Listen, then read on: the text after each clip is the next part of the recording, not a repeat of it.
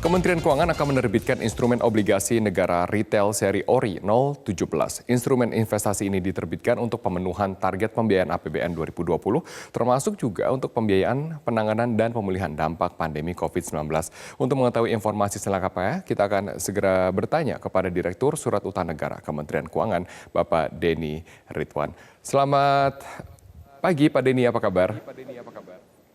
Selamat pagi Indonesia, selamat pagi Robert. Kabar baik, mudah-mudahan teman-teman di sana juga kondisi baik semua. Ya, kami baik di sini Pak, terima kasih telah bergabung bersama dengan saya. Pak Denny, saya ingin langsung tanyakan, dana yang dihimpun dari penjualan SBN ORI 017 ini apa penggunaannya nanti? Baik, sebagaimana penerbitan obligasi retail sebelumnya, memang selama ini kita digunakan untuk pembiayaan APBN.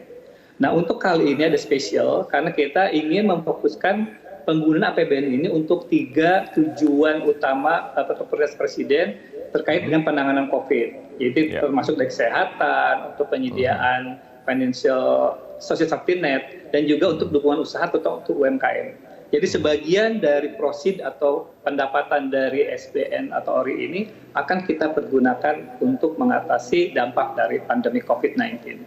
Oke, kemudian biasanya memang ORI diterbitkan di triwulan keempat, makanya kemudian karena pandemi COVID-19 dimajukan ke triwulan kedua. Sebetulnya alasan utama karena kita lihat preferensi dari investor saat ini di tengah kondisi pandemik ini membutuhkan instrumen investasi yang aman dan memberikan hasil yang cukup menguntungkan, tapi juga punya aspek dia mudah untuk untuk memanage likuiditas. Artinya kalau sewaktu-waktu perlu likuiditas mereka bisa jual. Nah, perbedaan antara ORI ini adalah untungnya dia bisa dijual, tradable.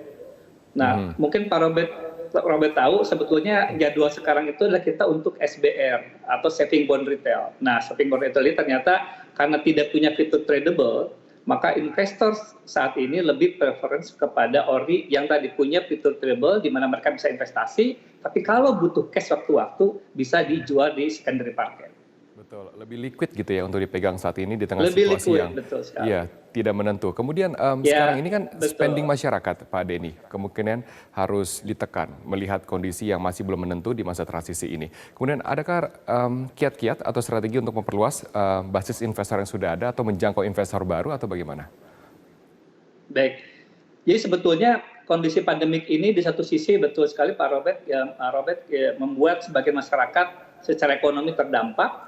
Tetapi sebagai masyarakat yang lain, justru karena kemarin tidak ada spending atau belanja untuk bulan puasa, belanja untuk lebaran, itu relatif sedikit, justru punya ekstra cash, ekstra dana yang bisa diinvestasikan.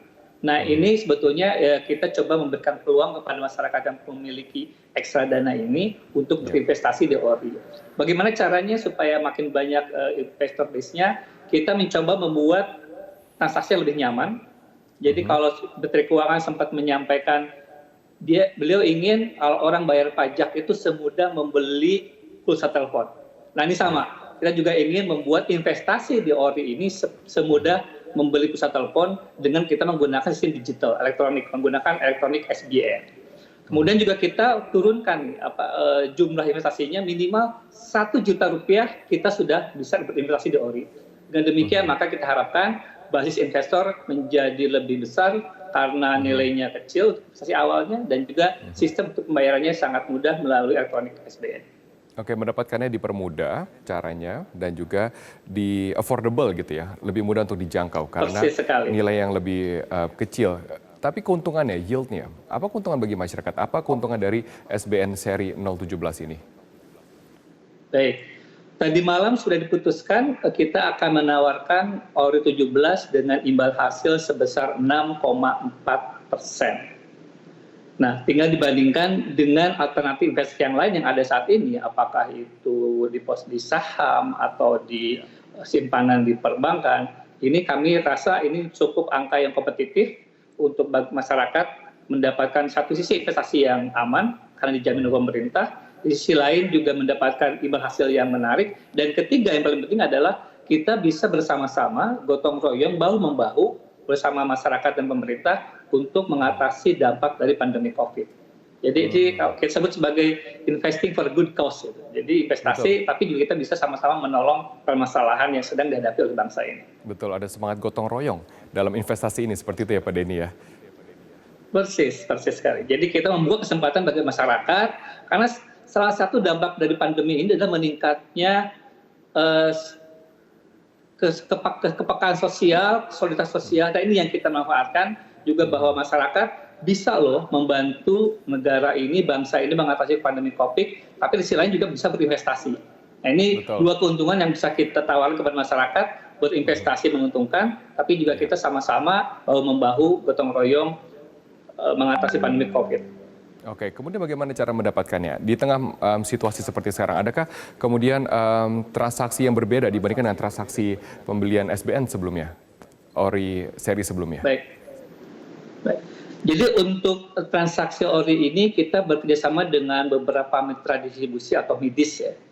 Dan untuk kali ini kita ada tambahan satu midis yaitu Bank Victoria. Jadi total kita ada 16 bank yang terlibat, ditambah dengan 4 perusahaan efek, 2 perusahaan fintech atau peer lending, dan 3 perusahaan efek khusus. Jadi banyak sekali channel penjualan yang bisa kita tawarkan masyarakat, baik melalui bank, perusahaan efek, maupun fintech company. Baik, terima kasih Pak Denny Ridwan, Direktur Surat Utang Negara Kementerian Keuangan. Terima kasih telah bergabung bersama dengan saya dalam Zona Bisnis Selamat Pagi Indonesia.